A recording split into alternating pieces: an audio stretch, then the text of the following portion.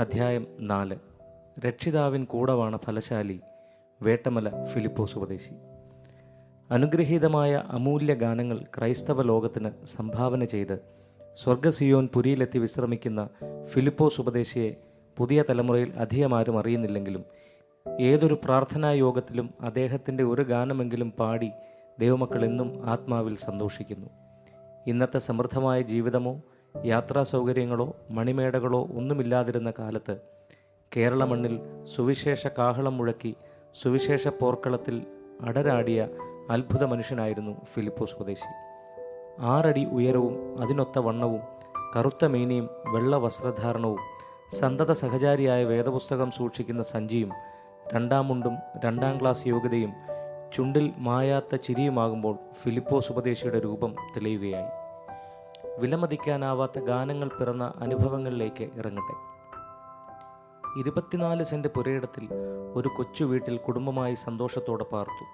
അറിഞ്ഞ സത്യത്തിൻ്റെ സാക്ഷിയായി രാപകൽ ഭേദമന്യേ സുവിശേഷ പര്യടനം നടത്തുന്ന ഉപദേശി വീടും വീട്ടുകാരും വീട്ടുകാര്യങ്ങളുമെല്ലാം ദൈവത്തിൽ സമർപ്പിച്ച് യാത്ര ചെയ്തിരുന്നു. പട്ടിണിയും ഞെരുക്കവും താങ്ങുവാൻ കഴിയുന്നതിലധികമാണെങ്കിലും ആത്മീക ദൃഷ്ടി പ്രകാശിച്ചിരുന്നു.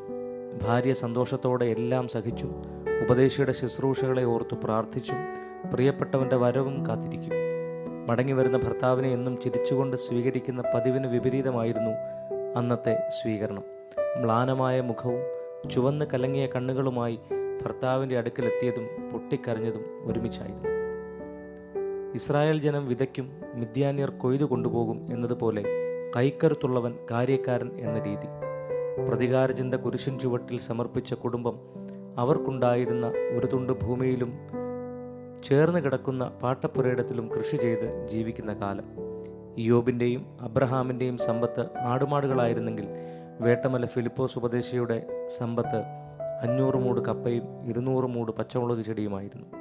പാകമായ മുളക് കൺകുളിർക്ക കണ്ട് കടന്നു പോകുമ്പോൾ അടുത്ത ദിവസം അതിന് ലഭിക്കുന്ന പണം കൊണ്ട് പട്ടിണിക്ക് പരിഹാരം വരുത്താമെന്ന ആശയായിരുന്നു ഉണ്ടായിരുന്നത്. അന്നും പതിവ് പോലെ കൃഷിസ്ഥലത്ത് എന്ന മകൾ കണ്ട കാഴ്ച സഹിക്കാവുന്നതിലും അപ്പുറമായിരുന്നു. ഒരയൽവാസി തലയിൽ ചാക്കുകെട്ടുമായി നടന്നു നീങ്ങുന്നു. പാകമായ മുളക് മുഴുവൻ പറിച്ചെടുത്ത് കൊണ്ടുപോകുന്ന അയാളുടെ അടുത്തേക്ക് ഓടിച്ചെന്ന് സാധുക്കളായ ഞങ്ങളുടെ ആകെയുള്ള സമ്പത്താണിത്, കൊണ്ടുപോകരുതേ എന്ന് പറയുമ്പോൾ നിന്റെ ഒന്നും ഞാൻ എടുത്തിട്ടില്ല എന്ന് പറഞ്ഞുകൊണ്ട് അദ്ദേഹം നടക്കാൻ ഭാവിച്ചു. അത്താഴത്തിനുള്ള അരി വാങ്ങാൻ കുറച്ചെങ്കിലും തന്നിട്ട് പോകണം എന്നപേക്ഷിച്ചപ്പോൾ പകുതി കൊടുത്ത് അയാൾ പോയി. വീട്ടിലെത്തിയ മകളെ അവർ ആശ്വസിപ്പിച്ചു. സാരമില്ല, കിട്ടിയത് മതി. എന്നാൽ അടുത്ത ദിവസം പുരയിടത്തിലെത്തിയ മാതാവ് കണ്ടത് വളരെ ദയനീയമായ കാഴ്ചയായിരുന്നു. കപ്പയും കുരുമുളക് ചെടിയും ഒന്നുപോലും നിർത്താതെ എല്ലാം പറിച്ചു കൂട്ടിയിട്ടിരിക്കുന്നു.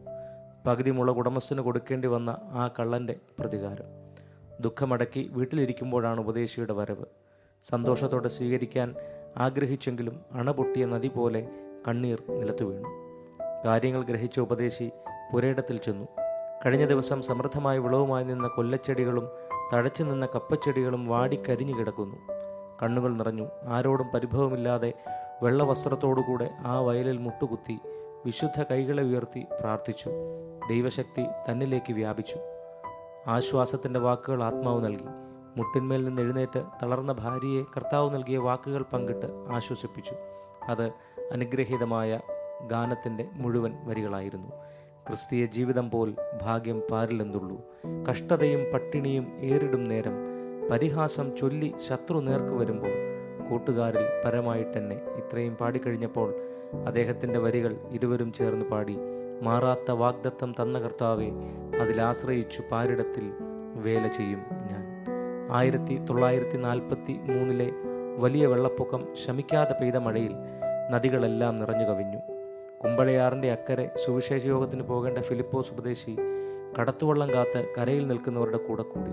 ചെറുപ്പക്കാരനായ കടത്തുകാരൻ വള്ളം അടുപ്പിച്ചു. ശക്തമായ ഒഴുക്ക്, താഴെ ഭയങ്കര ചുഴി. ആളുകൾ കയറി വള്ളം നിറഞ്ഞു. ചെറുപ്പക്കാരനായ വള്ളക്കാരൻ നോക്കി ഉപദേശി, മോനെ, നീ മാത്രം മതിയോ തുഴയാൻ എന്ന് ചോദിച്ചു. പെട്ടെന്ന് തോണിക്കാരൻ്റെ ഭാവം മാറി. പരിഹാസത്തോടെ താൻ എവിടെ ഇരുന്നാൽ മതി, പിന്നെ ഉപദേശിക്കാം എന്നായി കടത്തുകാരൻ. വള്ളം കരവിട്ടു. ചില നാളുകൾക്ക് മുൻപ് അവിടെ വള്ളം മുങ്ങിയതും ചിലർ വെള്ളത്തിൽ താണതുമൊക്കെ ഓർത്തു. നദിയുടെ നടുക്കെത്തിയതും വള്ളത്തിൻ്റെ നിയന്ത്രണം വിട്ട് താഴേക്ക് വള്ളം ഒഴുകി. ചുഴിയിലേക്ക് അടുക്കുംതോറും കൂട്ട നിലവിളി ഉയർന്നു.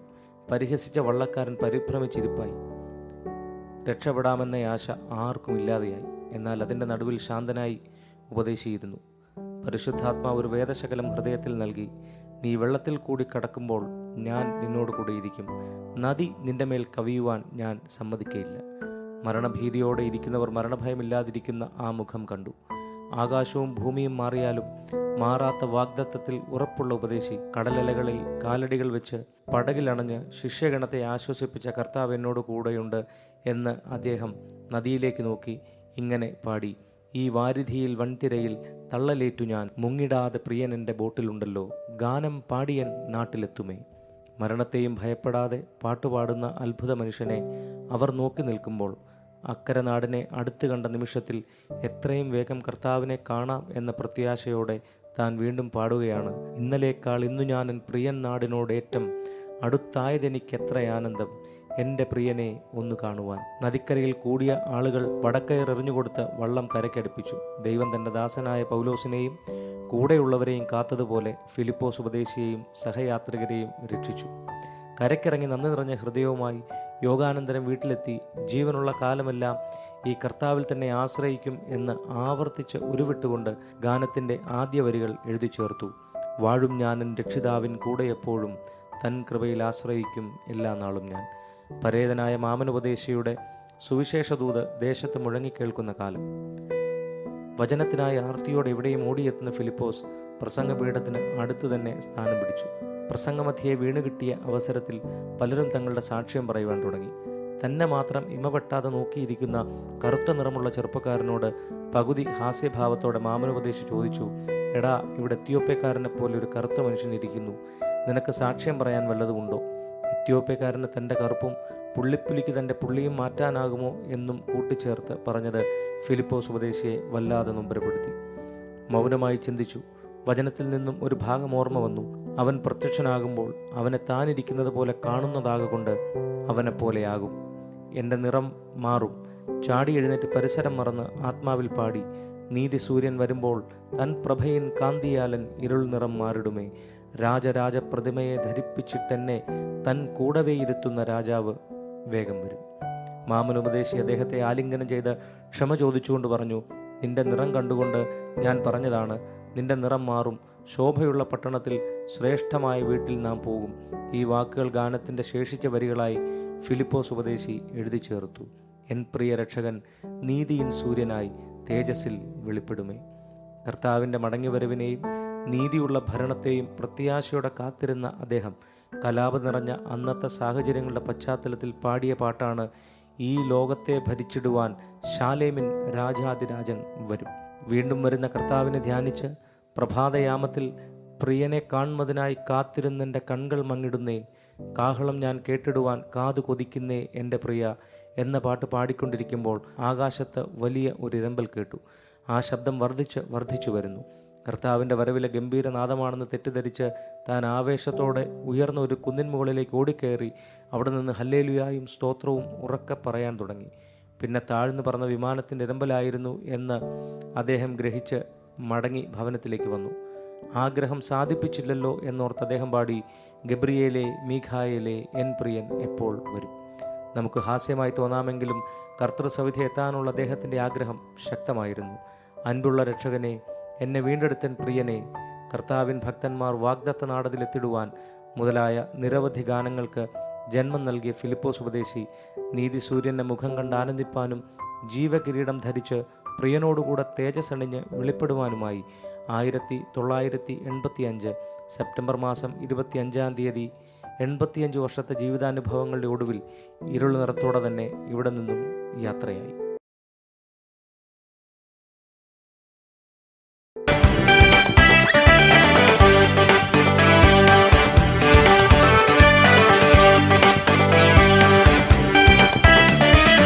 എൻ പ്രിയ രക്ഷകൻ നീതിയിൻ സൂര്യനായി തേജസ്സിൽ വെളിപ്പെടുമേ. എൻ പ്രിയ രക്ഷകൻ നീതിയിൻ സൂര്യനായി തേജസ്സിൽ വെളിപ്പെടുമേ. താമസമെന്നിയേ മേഘത്തിൽ വരും താൻ, താമസമെന്നിയേ മേഘത്തിൽ വരും താൻ. കാന്തയാമെന്നെയും ചേർത്തിടും നിശ്ചയമായി, കാന്തയാമെന്നെയും ചേർത്തിടും സൂര്യനായി എൻ പ്രിയ രക്ഷകൻ നീതിയിൻ സൂര്യനായി തേജസ്സിൽ വെളിപ്പെടുമേ.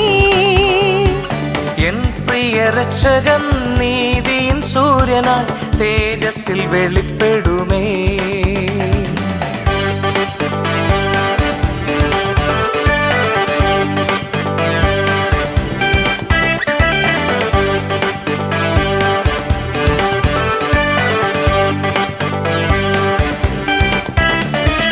യെരൂശലേമിൻ തെരുവിലൂടെ ക്രൂശുമരം ചുമന്നു കാൽവരിയിൽ നടന്നു പോയവൻ.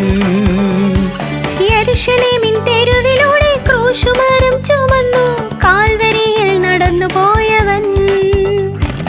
ശോഭിത പട്ടണത്തിൽ മുത്തുകളാലുള്ള ശോഭിത പട്ടണത്തിൽ മുത്തുകളാലുള്ള വീടുകൾ തീർത്തിട്ടു വേഗത്തിൽ വരുമാവൻ. വീടുകൾ തീർത്തിട്ടു വേഗത്തിൽ വരുമാവൻ. എൻ പ്രിയ രക്ഷകൻ നീതിയിൻ സൂര്യനായി തേജസ്സിൽ വെളിപ്പെടുമേ.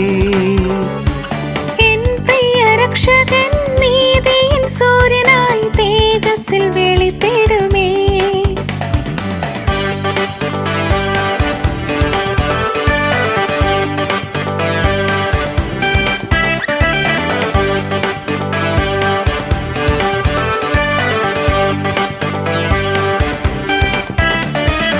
ആനന്ദപുരത്തിലെ വാസം ഞാൻ ഓർക്കുമ്പോൾ ഇഹത്തിലെ കഷ്ടം സാരമോ. ആനന്ദപുരത്തിലെ വാസം ഞാൻ ഓർക്കുമ്പോൾ ഇഹത്തിലെ കഷ്ടം സാരമോ. പ്രത്യാശഗാനങ്ങൾ പാടി ഞാൻ നിത്യവും പ്രത്യാശഗാനങ്ങൾ പാടി ഞാൻ നിത്യവും സ്വർഗീയ സന്തോഷം ഇഹത്തിലും ഇന്നലേക്കാൾ സ്വർഗീയ സന്തോഷമേത്തിലും നിന്നലേക്കാൾ. എൻ പ്രിയ രക്ഷകൻ നീതിയിൻ സൂര്യനായി തേജസ്സിൽ വെളിപ്പെടുമേ. എൻ പ്രിയ രക്ഷകൻ നീതിയിൻ സൂര്യനായി തേജസ്സിൽ വെളിപ്പെടുമേ.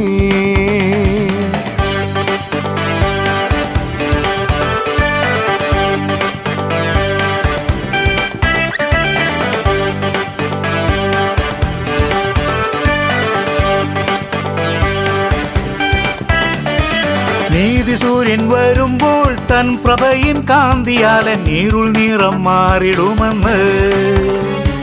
നീതി സൂര്യൻ വരുമ്പോൾ തൻ പ്രഭയിൻ കാന്തിയാലെ നീരുൾ നിറം മാറിടുമെന്ന്. രാജരാജ പ്രതിമയെ ധരിപ്പിച്ചിട്ടെന്നെത്തൻ രാജരാജ പ്രതിമയെ ധരിപ്പിച്ചിട്ടെന്നെത്തൻ കൂടവേ ഇരുത്തുന്ന രാജാവ് വേഗം വരും. കൂടവേ ഇരുത്തുന്ന രാജാവ് വേഗം വരും. എൻ പ്രിയ രക്ഷകൻ നീതിയിൻ സൂര്യനായി തേജസ്സിൽ വെളിപ്പെടുമേ. എൻ പ്രിയ രക്ഷകൻ നീതിയിൻ സൂര്യനായി തേജസ്സിൽ വെളിപ്പെടുമേ.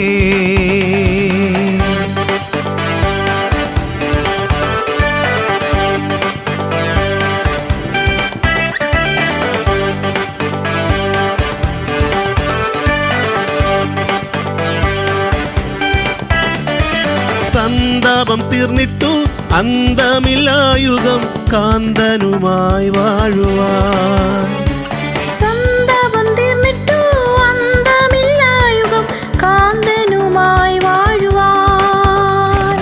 ഉള്ളം കൊതിക്കുന്നേ പാദങ്ങൾ പൊങ്ങുന്നേ ഉള്ളം കൊതിക്കുന്നേ പാദങ്ങൾ പൊങ്ങുന്നേ എന്നിങ്ങു വന്നെന്നെ ചേർത്തിടും പ്രേമകാന്തൻ. എന്നിങ്ങു വന്നെന്നെ ചേർത്തിടും പ്രേമകാന്തൻ. എൻ പ്രിയ രക്ഷകൻ നീതിയിൻ സൂര്യനായി തേജസ്സിൽ വെളിപ്പെടുമേ.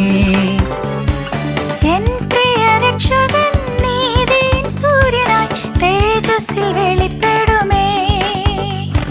താമസമെന്നിയെ മേഘത്തിൽ വരും താൻ താമസമെന്നിയെ മേഘത്തിൽ വരും താൻ കാന്തയാമെന്നെയും ചേർത്തിടും നിശ്ചയമായി. കാന്തയാമെന്നെയും ചേർത്തിടും നിശ്ചയമായി. എൻ പ്രിയ രക്ഷകൻ നീതിയിൻ സൂര്യനായി തേജസ്സിൽ വെളിപ്പെടുമേ. എൻ പ്രിയ രക്ഷകൻ നീതിയിൻ സൂര്യനായി തേജസ്സിൽ വെളിപ്പെടുമേ.